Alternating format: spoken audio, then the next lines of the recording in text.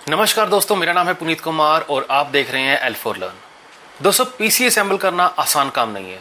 In fact मेरे बहुत से फ्रेंड्स मुझे आज भी कॉल करते हैं और पीसी असेंबलिंग और ट्रबल शूटिंग के बारे में पूछते हैं। पर आज हम इस वीडियो में देखेंगे कि कैसे एक पीसी को असेंबल किया जाता है, यानी कि उसके सारे पार्ट्स को कैसे आपस में कनेक्ट किया जाता है, और साथ साथ में हम हर पार्ट की और हर डिवाइस की ट्रबल शूटिंग भी सीखेंगे। इस वीडियो में मैं कोई बहुत बड़ा गेमिंग पीसी नहीं बनाने जा रहा हूँ कि आप कहें कि कोई बहुत अच्छा कॉन्फ़िगरेशन वाला पीसी बनाने जा रहा हूँ। इस वीडियो का मेरा पर्पस सिर्फ इतना है कि आप कंप्यूटर की ट्रबल शूटिंग और उसकी असेंबलिंग को सीख पाएँ।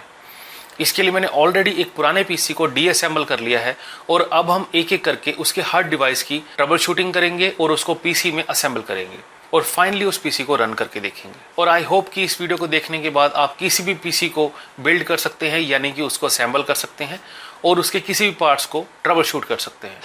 तो चलिए चलते हैं अपनी वीडियो की तरफ और हमेशा की तरह कुछ नया सीखते हैं।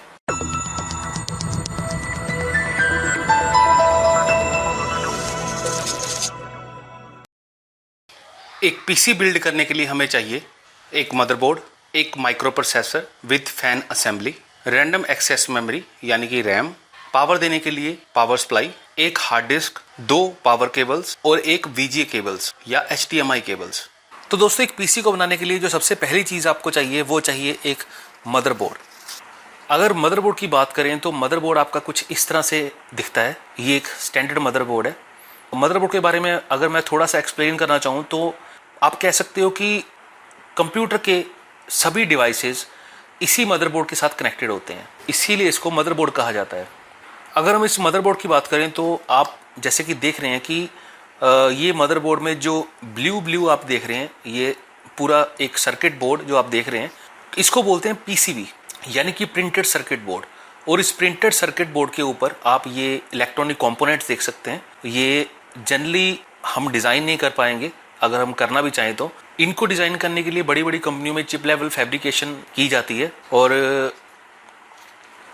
अगर आप ध्यान से देखें तो आप देख पाएंगे कि ये जो आपका प्रिंटेड सर्किट बोर्ड होता है वो जनरली वायर्स का कॉम्बिनेशन होता है। यहाँ पे आप देख सकते हैं ये जो आप ट्रैक्स देख रहे हैं ये जनरली वायर्स हैं और इन वायर्स को ट्रैक्स के थ्रू कनेक्शंस दिए गए हैं। हर कंपोनेंट का ये कनेक्शंस बनाए गए हैं और बाद में इसके ऊपर कोटिंग की गई है। ये कोटिंग किसी भी रंग की हो सकती है, ये ब्लू कलर की भी हो सकती है, ग्रीन की भी हो सकती है। ये मैटर नहीं करता कि कौन से कलर की कोटिंग है उस पर जो अंदर से सर्किट दे रखे हैं ये सारे कंपोनेंट्स आपस में अंदर से जुड़े हुए हैं एक दूसरे से, और ये छोटी छोटी वायर्स हैं। इसको PCB डिज़ाइनिंग बोलते हैं और ये प्रॉपर डिज़ाइनिंग की जाती है इसकी कि कौन सी वायर किस कंपोनेंट के साथ लगी होनी चाहिए, क्योंकि ये अंदर से पूरा एक सर्किट बना होता है, इसीलिए हम इसको सर्किट बोर्ड भी बोलते हैं। अगर शॉर्ट फॉर्म बोले तो मोबो भी बोलते हैं इसको, मोबो यानी कि मदर बोर्ड। तो कुछ भी कह सकते हैं आप, मोबो कहिए, सर्किट बोर्ड कहिए, या आप कह सकते हैं मदरबोर्ड। तो मदरबोर्ड हमारे जो है वो डिफरेंट साइजेस और डिफरेंट शेप्स के हो सकते हैं, और ये डिफरेंट साइज और शेप्स का जो आना है उसको बोलते हैं फॉर्म फैक्टर। तो ये फॉर्म फैक्टर 3 तरह के होते हैं जो बेसिकली मदरबोर्ड अडॉप्ट करते हैं। सबसे पहला जो फॉर्म फैक्टर है वो है AT यानी कि एडवांस टेक्नोलॉजी। ये मदरबोर्ड पहले बना करते थे एडवांस टेक्नोलॉजी वाले, और आजकल जो बन रहे हैं जो आप अभी भी देख रहे हैं ये आप देख रहे हैं कि ये पूरी तरह से स्क्वायर नहीं है, ये रेक्टेंगुलर मदरबोर्ड है, यानी कि इसकी लंबाई और चौड़ाई डिफरेंट है। और ये रेक्टेंगुलर मदरबोर्ड का जो ये वाला मदरबोर्ड है ये ATX मदरबोर्ड है। अगर ATX को बोलें तो ATX का मतलब है एडवांस टेक्नोलॉजी एक्सटेंडेड, यानी कि इससे पहले के जो मदरबोर्ड का फॉर्म फैक्टर चल रहा था वो एडवांस टेक्नोलॉजी चल रहा था, पर ये मदरबोर्ड एडवांस टेक्नोलॉजी एक्सटेंडेड है, यानी कि उसका अपग्रेडेड वर्जन है। यानी कि ये मदरबोर्ड उन मदरबोर्ड्स का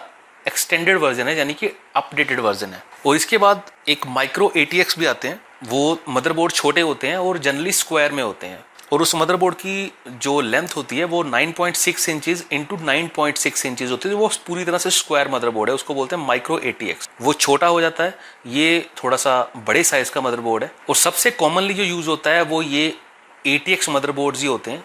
अगर मदरबोर्ड के पार्ट्स की बात करें तो जैसा कि आप देख रहे हैं कि यहाँ पे जो स्पेस है ये प्रोसेसर माइक्रो प्रोसेसर को लगाने के लिए होती है। इसमें हमारा माइक्रो प्रोसेसर फिट होता है, और ये माइक्रो प्रोसेसर की कैडी है, तो इसमें माइक्रो प्रोसेसर फिट होता है। बाद में आपको फिट करके दिखाऊंगा मैं माइक्रो प्रोसेसर कैसे लगता है।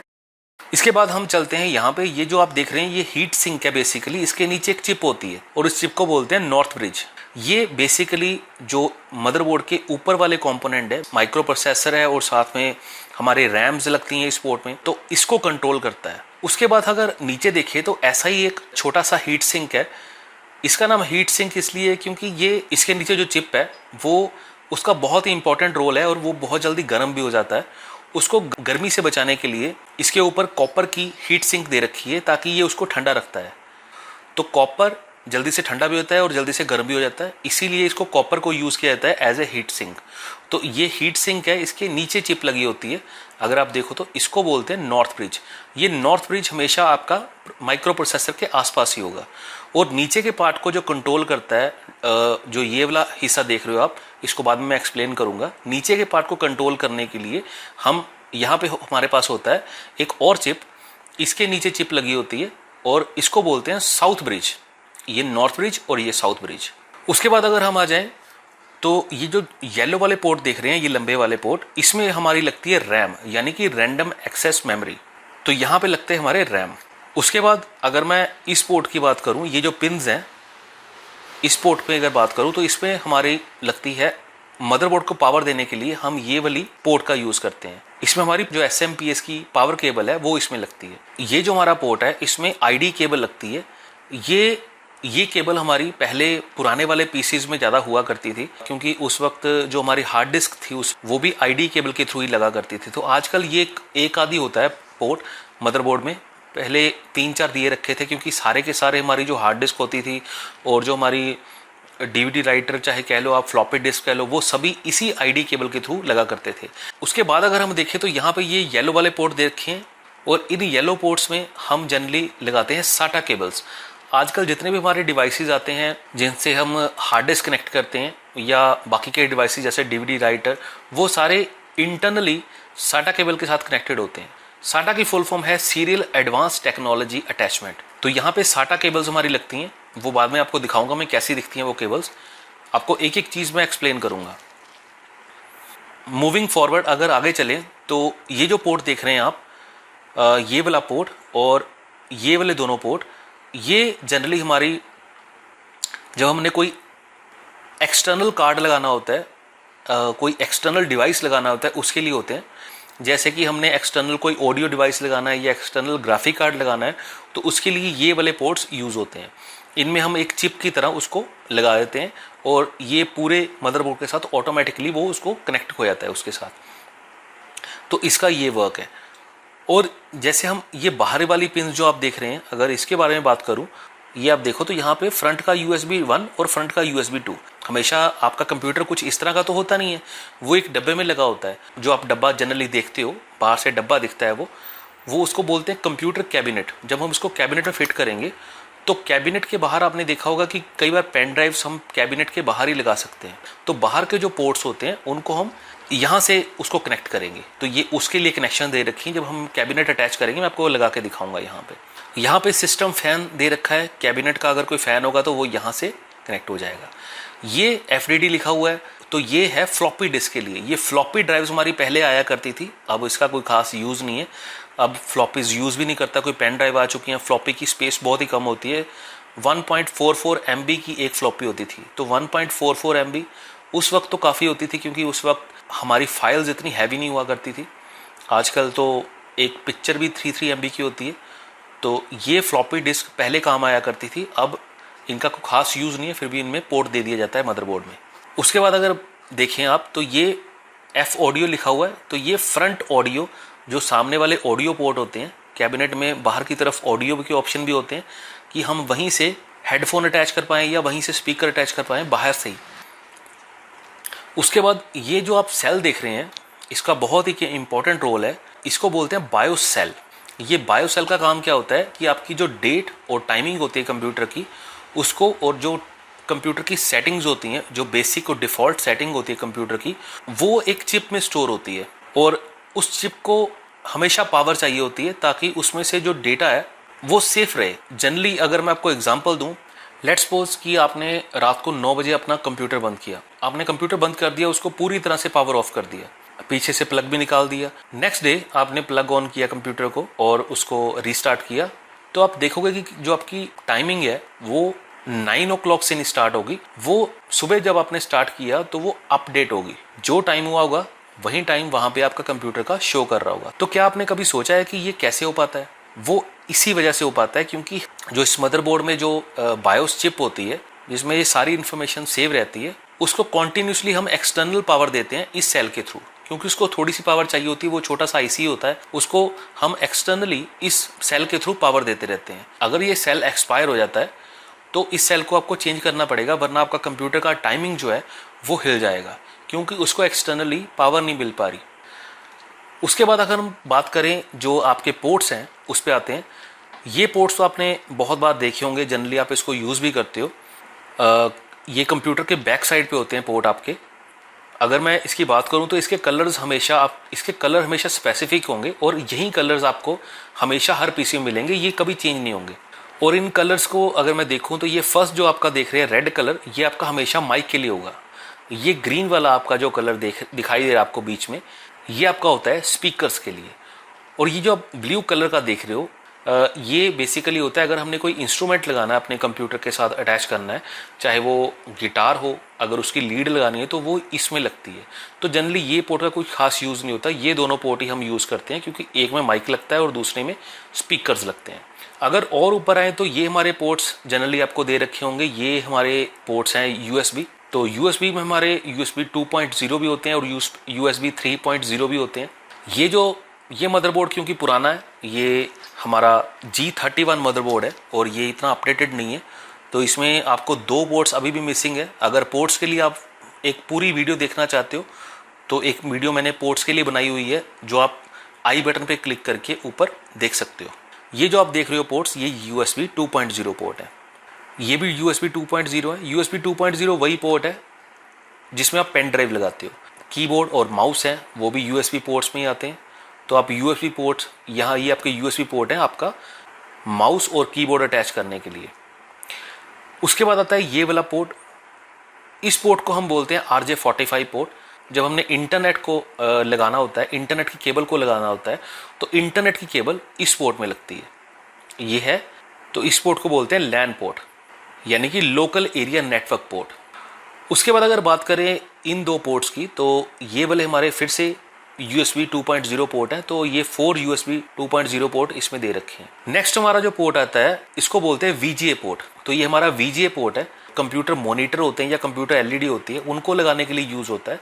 और इसमें जैसे मैंने बताया कि कंप्यूटर के जो पोर्ट्स होते हैं वो स्पेसिफिक कलर होता है उनका, उनके कलर कभी चेंज नहीं होते। तो इसका जो बेसिक जो कलर होता है वो आप कोई सा भी मदरबोर्ड ले लो आप चाहे, उसमें उसका कलर हमेशा ब्लू ही होगा। उसके बाद ये पोर्ट आजकल वैनिश हो चुका है। ये हमारे जो पुराने ऑफिसेज में जब लेज़र प्रिंटर नहीं आए थे उसके पहले इंक जेट प्रिंटर्स हुआ करते थे, तो ये इंक जेट प्रिंटर का पोर्ट है। लेज़र प्रिंटर के आने से ये वाले जो इंक जेट प्रिंटर्स हैं वो ख़त्म हो चुके हैं और शायद ही किसी जगह आपको मिले। नेक्स्ट आपका जो ये वाला पोर्ट है, ये अगर आपने VGA केबल को अगर एक्सटेंड करना है, आपकी VGA केबल के साथ आपकी जो LED लग जाती है, और अगर आपने एक और LED अटैच करनी है तो आप इससे अटैच कर सकते हो। उसके बाद आपके ये 2 पोर्ट्स हैं, इनको बोलते हैं PS2 पोर्ट्स। और ये पोर्ट्स हमारे कीबोर्ड और माउस के लिए यूज़ हुआ करते थे पहले, पर आजकल भी इसका ऑप्शन दे रखा होता है मदरबोर्ड में, ताकि अगर कोई पुराना कीबोर्ड और माउस हो तो आप उसको यहाँ पे कनेक्ट कर पाओ।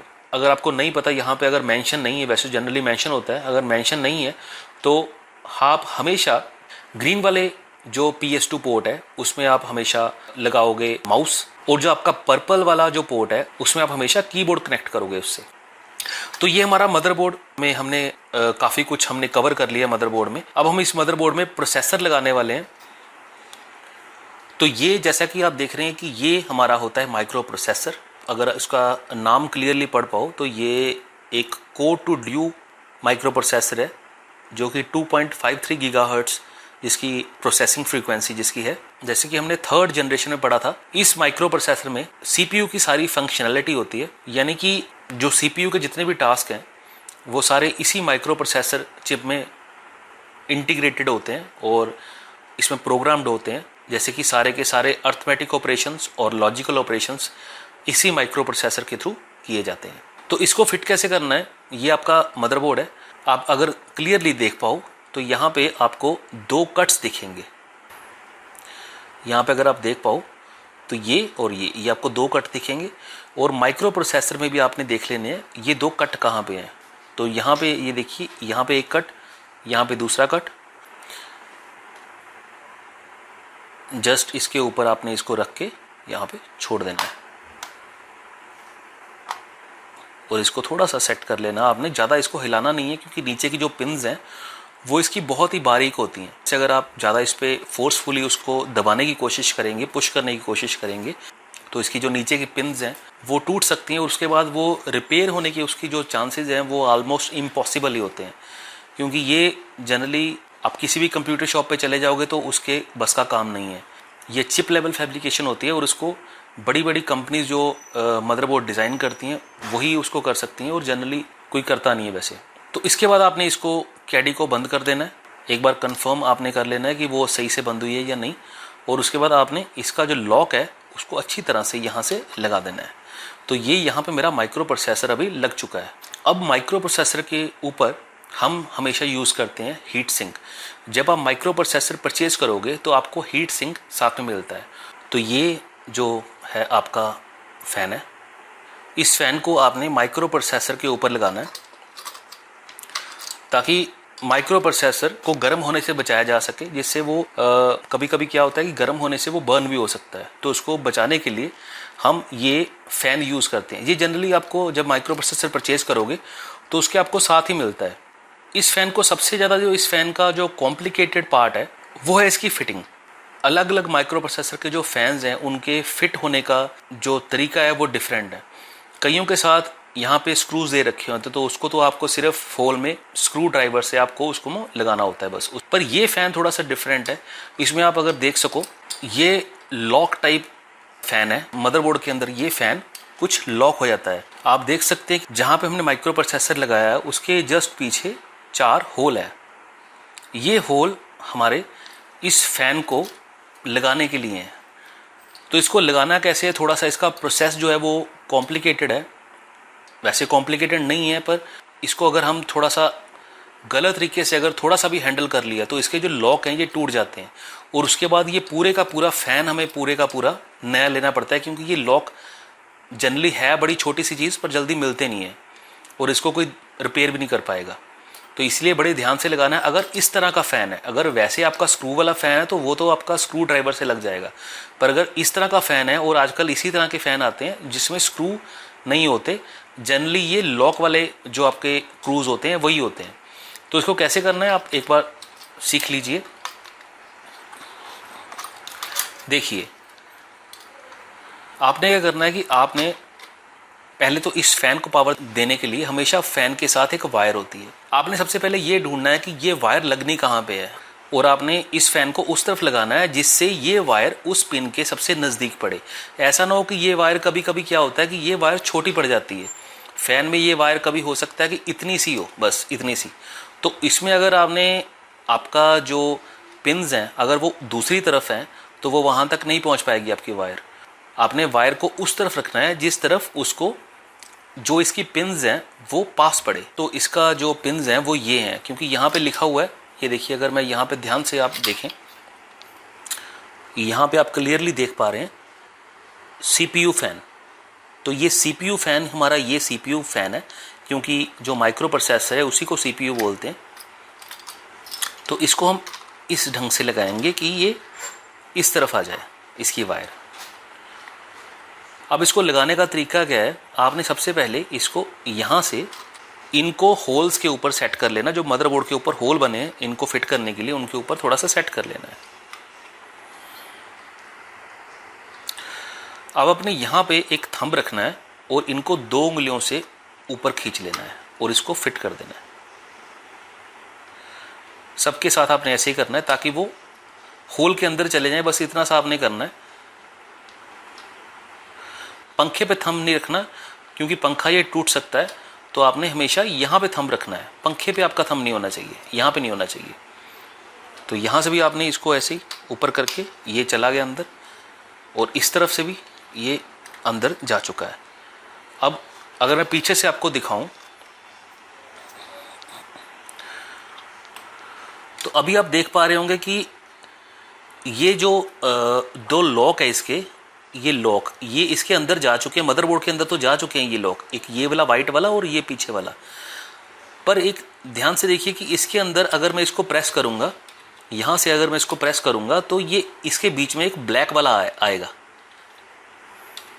ये देखिए इसके बीच में ये ब्लैक वाला आ चुका है ना, दोनों के बीच में ये ब्लैक वाला जो स्क्रूज है, जब इन दो वाइट लॉक्स के बीच में आ जाएगा, यहाँ पे मैं आपको दिखाता हूँ कि मुझे क्या करना है।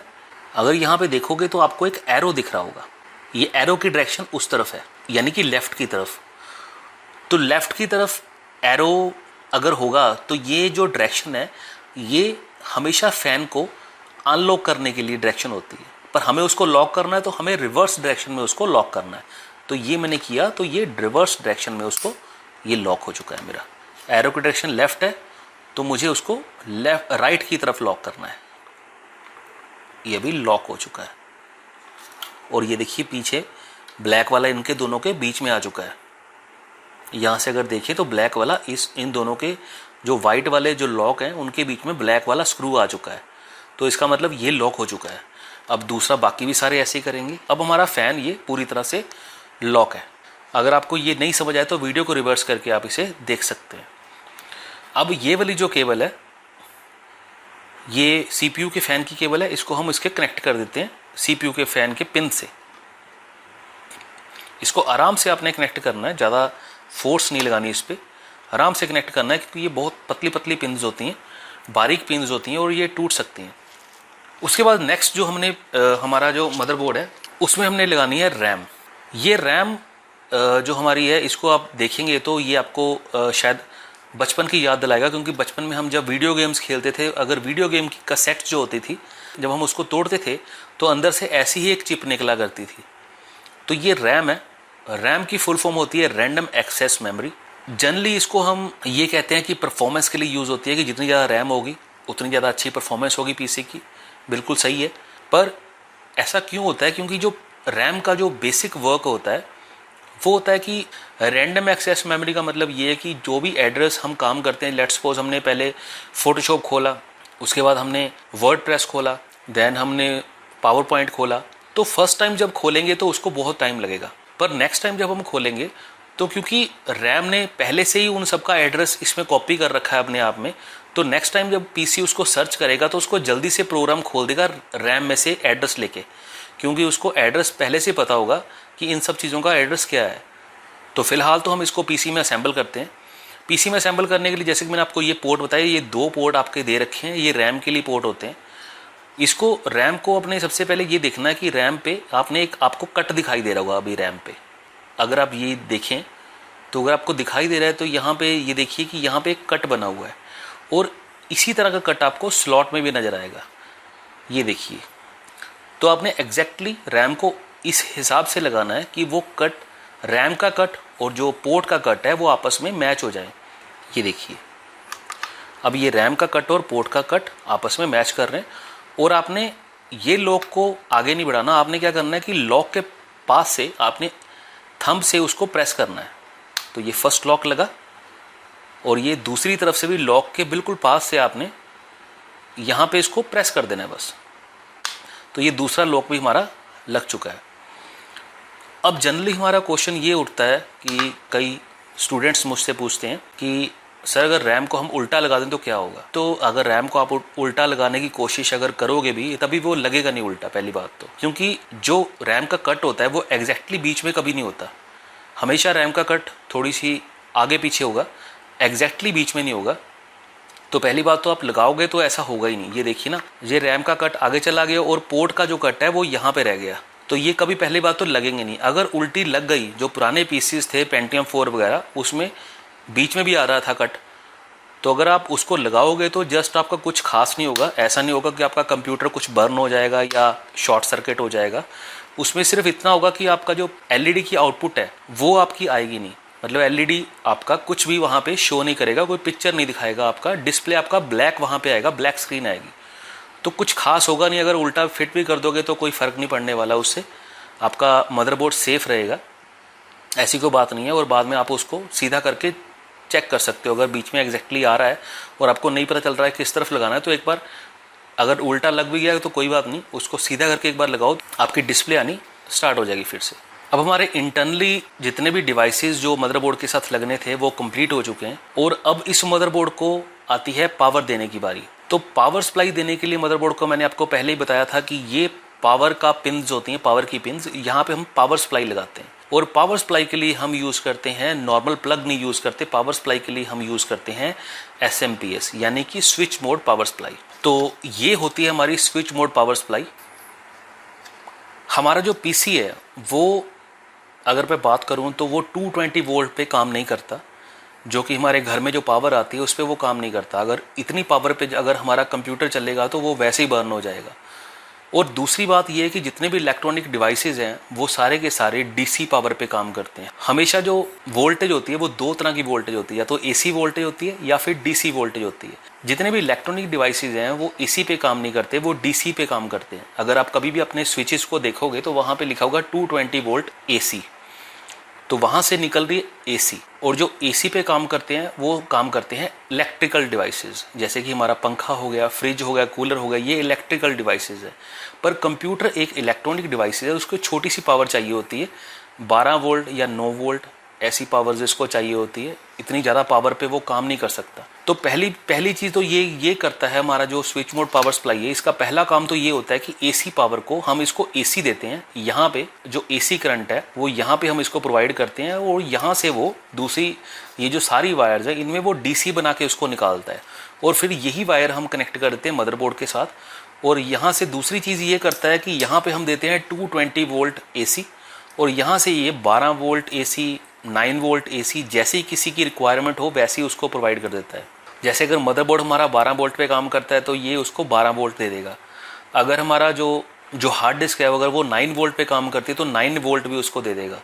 तो स्विच करता है, इसका बेसिकली काम है स्विच, इसीलिए इसका नाम है स्विच मोड पावर सप्लाई।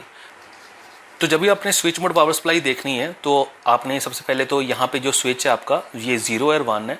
आपको पता है कि 1 का मतलब ऑन होता है इलेक्ट्रॉनिक्स में, और 0 का मतलब ऑफ होता है। तो हमेशा आपका जो ये स्विच है ये 1 पे होना चाहिए। कभी कभी ये स्विच नहीं भी होता किसी पावर सप्लाई में, तो फिर तो आपका कोई प्रॉब्लम नहीं है। अगर यहाँ पे स्विच है तो हमेशा 1 पे होना चाहिए, तो फिर ये काम करेगा।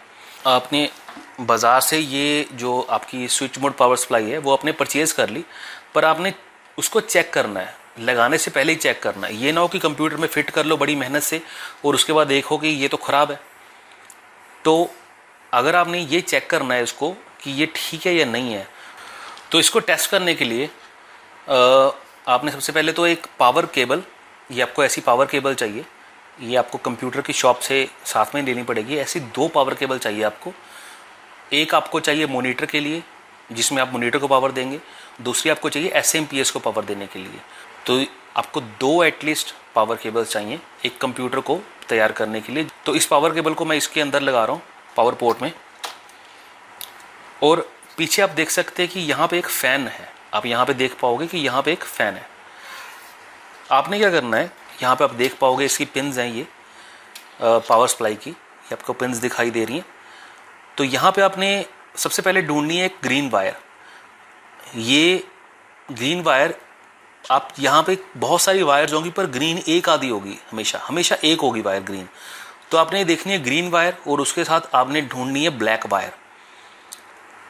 और आपने ये ग्रीन और ब्लैक वायर को आपने इस तरफ से उनकी पिन्स में, ये उन दोनों की पिन्स हैं, ऊपर की तरफ आप देखोगे ये ग्रीन, और उसको ट्रैक करते हुए आपने आना है और ऊपर पिन देख लेनी है। अब यहाँ से अगर मैं देखूँ तो पिन नंबर 1 2 3 4, तो 4th नंबर पे ऊपर से यहाँ से 4th नंबर पे ग्रीन वायर है। तो इस ग्रीन वायर को आप चाहो तो ये मैं एक कैंची ले रहा हूँ जो बहुत ही पतली सी एक छोटी सी कैंची है। आप चाहो तो एक वायर भी ले सकते हो, उसको मोड़ सकते हो। बेसिकली हमने करना क्या है, ये क्यों ली मैंने, क्योंकि हमने इन 2 वायर्स को शॉर्ट करना है। तो इन पिन्स में फंसा के हम इन 2 वायर को शॉर्ट करेंगे। अगर पंखा, हमारा जो फ़ैन है, अगर वो चल पड़ा तो इसका मतलब ये पावर सप्लाई बिल्कुल सही है। अगर नहीं चला तो इसका मतलब इस पावर सप्लाई में प्रॉब्लम है। तो मैं क्या कर रहा हूँ कि ग्रीन और ब्लैक वायर को शॉर्ट करने जा रहा हूँ। तो ये हमारी ग्रीन वायर है और ये साथ में ब्लैक वायर है, मतलब मुझे इस लाइन में से 3rd और 4th वायर को शॉर्ट करना है। तो मैं इसको थर्ड और फोर्थ वायर को शॉर्ट कर रहा हूँ, ये देखिए। और जैसे ही मैंने थर्ड और फोर्थ वायर को शॉर्ट किया, ये मेरा फ़ैन चल पड़ा। तो इसका मतलब ये पावर सप्लाई बिल्कुल सही है। ये देखिए, आप देख सकते हो फ़ैन को चलते हुए। ये मेरा फ़ैन चल रहा है, इसका मतलब ये पावर सप्लाई बिल्कुल सही है। तो जो हमारा नेक्स्ट डिवाइस है जिसके बिना कंप्यूटर नहीं चल पाएगा, वो है एक हार्ड डिस्क। यहाँ पे आप देख पा रहे हो कि यहाँ पे मैंने सीगेट कंपनी की 160 GB की एक हार्ड डिस्क ली है। यहाँ पे ये हमारा कंप्यूटर इस हार्ड डिस्क के बिना नहीं चल पाएगा, क्योंकि ये hard disk as a storage device भी काम करता है। कंप्यूटर को जो कंप्यूटर का ऑपरेटिंग सिस्टम होता है वो भी इसी हार्ड डिस्क में इंस्टॉल होता है। तो ये हार्ड डिस्क जैसे कि आप देख पा रहे हो, ये एक नॉर्मल हार्ड डिस्क है। अगर हम इसको गलती से भी ये नीचे गिर जाए तो कई बार ये चलना बंद हो जाता है, क्योंकि इसके अंदर एक प्लेटर होता है जो कि एक आप कह सकते हो सीडी की तरह घूमने वाला एक लोहे का चक्का होता है, और उसके ऊपर एक छोटी सी सुई होती है। अगर ये गलती से नीचे गिर जाए तो इसके अंदर जो सुई होती है जो चक्का घूम रहा होता है, वो उनकी अलाइनमेंट आपस में मैच नहीं कर पाती, वो कई बार हिल जाते हैं, जिसकी वजह से ये फिर से वर्क नहीं कर पाती। तो इसको बड़ा ध्यान से और संभाल के रखना पड़ता है। तो ये जो आप देख रहे हैं, जनरली ये हार्ड डिस्क ऐसी होती नहीं है, ये कैडी में फिट है, क्योंकि मेरे पास जो कैबिनेट है उसमें ये कैडी लगानी ज़रूरी थी, वरना ये कैडी के बिना होती है। ये कैडी एक्स्ट्रा पार्ट है इसका। तो चलिए, इन सब को अब हमारे पास जो डिवाइसेस हैं वो कंप्लीट हो चुके हैं, और अब हम इन सब को एक कैबिनेट के अंदर फिट करते हैं। तो जैसा कि आप देख सकते हैं, ये है हमारी कैबिनेट जिसके अंदर हमने इसको इन सब डिवाइसेस को जिसके अंदर लगाना है। अगर मैं इसको आपको दिखाऊं तो ये हमारी कैबिनेट है। इसी कैबिनेट के अंदर हमने ये सारे डिवाइसेस को लगाना है। यहाँ पे आप देख सकते हो कि एक्सटर्नली स्पीकर्स और माइक के पोर्ट भी दे रखे हैं, इवन USB के पोर्ट्स भी दे रखे हैं। यहाँ पे रीसेट बटन और ऊपर पावर स्विच बटन दे रखा है, और इन सभी को हमें इंटरनली कनेक्ट करना पड़ेगा मदरबोर्ड से, तभी ये वर्क कर पाएंगे, जैसे कि मैंने आपको पहले बताया था। तो एक एक करके अब इसके कनेक्शंस हम करने शुरू करते हैं। इस कैबिनेट में सबसे पहले मैं असेंबल करने वाला हूँ हमारा मदरबोर्ड, उसके बाद मैं करने वाला हूँ पावर सप्लाई। इसका कोई हार्ड एंड फास्ट रूल नहीं है कि आपने पावर सप्लाई पहले करनी है या मदरबोर्ड पहले करनी है, जिसमें आप कन्वीनियंट लगे जो आपको, या फिर आपकी जो कैबिनेट की जो स्पेस है उसके अकॉर्डिंगली आप उसको इंस्टॉल कर सकते हो।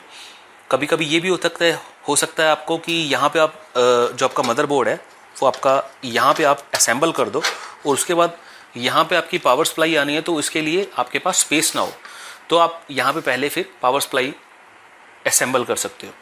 पर मैं पहले मदरबोर्ड असेंबल कर रहा हूँ, क्योंकि मेरे पास यहाँ पे काफ़ी सारी स्पेस है। तो आपने देखना है कि यहाँ पे स्क्रूज दे रखे हैं, ये आपने बस उस मदरबोर्ड को वहाँ पे रखना है और उसको स्क्रूज उसमें लगा देने हैं बस। यहाँ पे स्क्रूज लगाने से पहले आपने थोड़ा सा ये भी ध्यान रखना है कि मदरबोर्ड के जो आपके पोर्ट्स हैं, वो जो आपकी कैबिनेट है उसके पीछे से अच्छी तरह से वो बाहर आ चुके हैं, क्योंकि हमने उसमें डिवाइसेस कनेक्ट करने हैं। तो वो ऐसा ना हो कि यहाँ पे अच्छी तरह से वो बाहर ना आ पाए। तो आपने सबसे पहले इनको अच्छी तरह से देखना है कि ये बाहर आ जाने चाहिए, ताकि उसको अच्छी तरह से कनेक्ट किया जा सके। तो एक बार बाहर ये पोर्ट्स अच्छी तरह से आ जाते हैं, उसके बाद आप इसको अंदर से इसमें स्क्रूज लगा सकते हो।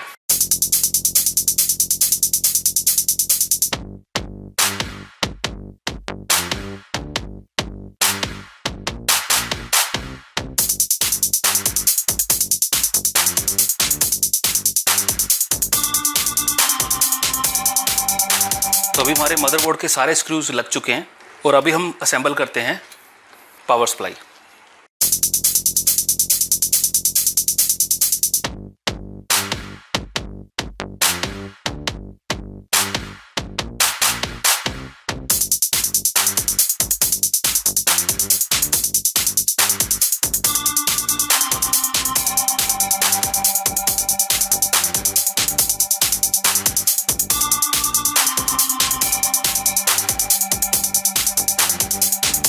तो ये अभी हमारी पावर सप्लाई भी लग चुकी है यहाँ पे, और अब हम मदरबोर्ड में कैबिनेट के कनेक्शन करने वाले हैं।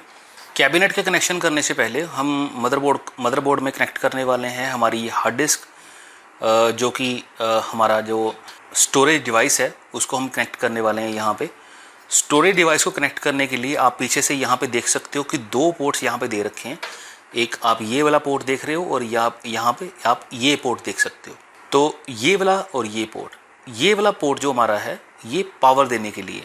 जो भी हम डिवाइसेस इस पीसी में कनेक्ट करेंगे हमें पावर देनी पड़ेगी उसको, और वो पावर देने के लिए हम यूज़ करेंगे SMPS के पोर्ट्स। तो यहाँ पे SMPS की पावर केबल्स आपको यहाँ पे दिखाई दे रही हैं, ये SMPS की पावर केबल है। और हार्ड डिस्क को सबसे पहले पावर देनी पड़ेगी, उसके बाद हम साटा केबल वहाँ पे लगाएंगे ताकि वो जिससे वो कंप्यूटर से बात कर पाए। जो केबल्स SMPS के साथ ही यहाँ पे अटैच हैं, उन पावर केबल में से आप कोई भी पावर केबल यहाँ पे लगा सकते हो। इस तरह से हमारी पावर केबल यहाँ पे लग चुकी है। अब क्योंकि हमारी जो हार्ड डिस्क है उसको कम्युनिकेट करना होता है लगातार मदरबोर्ड से, और उसके इंस्ट्रक्शन को फॉलो भी करना पड़ता है, उसकी कमांड्स को फॉलो करना होता है, और उसके लिए हम यूज़ करते हैं साटा केबल्स का। तो ये हमारी साटा केबल है और इसके ये साटा पोर्ट्स हैं। ये हमारी कुछ इस तरह केबल होती है। ये बेसिकली इसी रंग में आती है, ब्लैक भी आ सकती है, पर जो इसके पोर्ट हैं वो सेम होंगे। अब ये पोर्ट कौन सा पोर्ट कहाँ पे लगाया जाए, मदरबोर्ड में कौन सा पोर्ट लगाया जाए, और जो हमारी जो हार्ड डिस्क है उसमें कौन सा पोर्ट लगे, तो इसकी टेंशन लेने की आपको बिल्कुल भी ज़रूरत नहीं है, क्योंकि ये दोनों पोर्ट से सिमिलर होते हैं। तो आपका जो एक पोर्ट है साटा केबल का वो लगेगा इसमें भी कट बने होते हैं। तो एक पोर्ट आपका जो साटा केबल का वो लगेगा हार्ड डिस्क में। केबल का तो दूसरा सिरा है वो आपका लगेगा, ये वायर एक तरफ से इस पोर्ट में लग जाएगी। अभी हमारी हार्ड डिस्क यहाँ पे कनेक्ट हो चुकी है मदरबोर्ड से, और इसको हम यहाँ पे फिट कर देते हैं, असेंबल कर देते हैं। अब हमारे इंटरनल डिवाइसेस पूरी तरह से कंप्यूटर में असेंबल हो चुके हैं, और अभी बस मदरबोर्ड को पावर देनी बाकी है। तो मदरबोर्ड को पावर देने के लिए हमारे पास ये एक पोर्ट है। ये पिन्स मैंने आपको पहले बताई थी जब हमने बात की थी, और इनको लगाना होता है पावर पिन्स में, जो कि मदरबोर्ड की पावर पिन्स होती हैं उसमें लगाना होता है। जो ये वाइट कलर की पिन्स आपको मैंने पहले बताई थी, इसमें अपने लगा देनी है।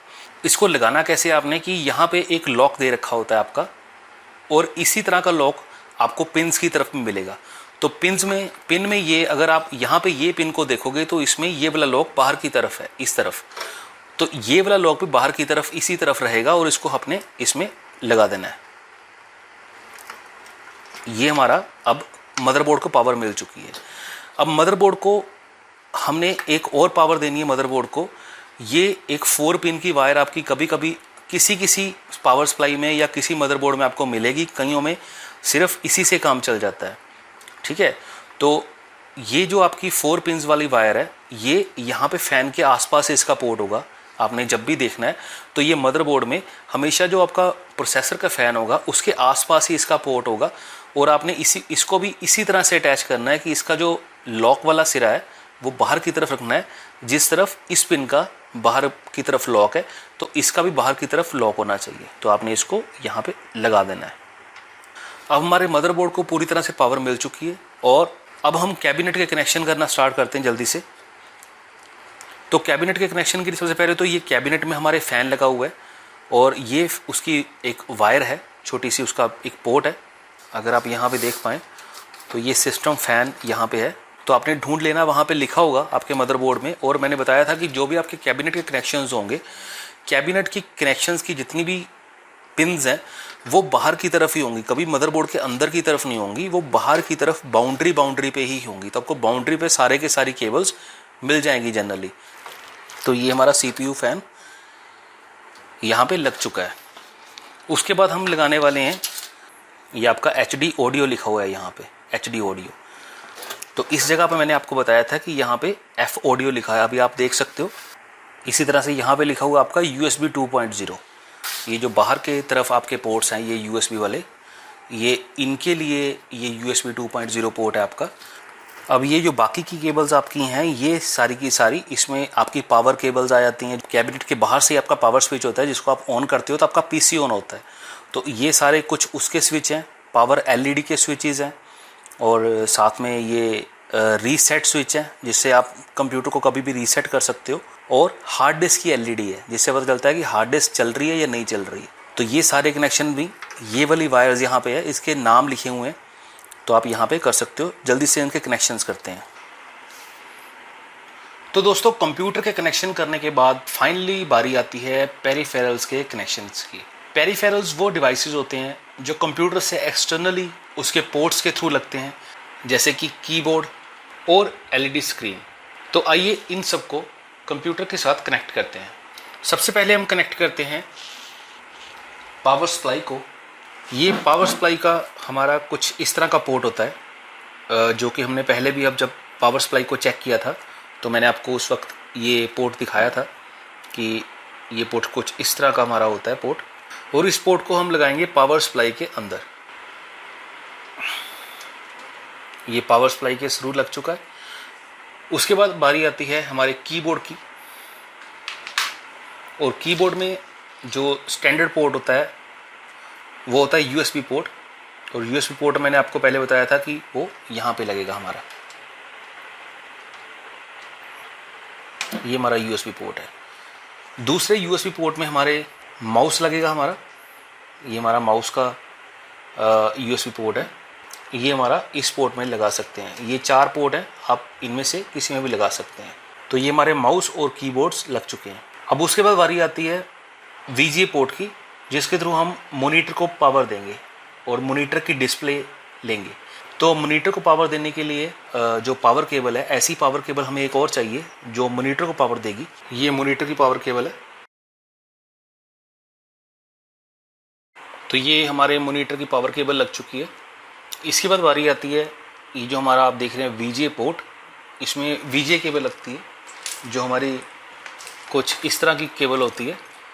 इसमें दोनों तरफ से ये स्विचेस होते हैं, जो जिसमें से एक स्विच तो लगेगा यहाँ पे। मदरबोर्ड में जो पोर्ट देखा था वीजीए, ये उसमें लग जाएगा। तो पहला तो इसमें कनेक्ट करते हैं।